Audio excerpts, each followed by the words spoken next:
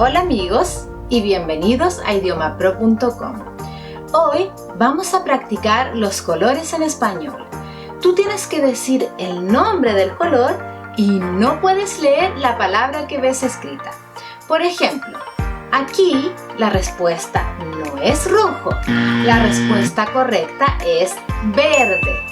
Veamos qué tan lejos puedes llegar en esta prueba sin equivocarte. Si dices el color incorrecto, pierdes. Entonces, ¡vamos!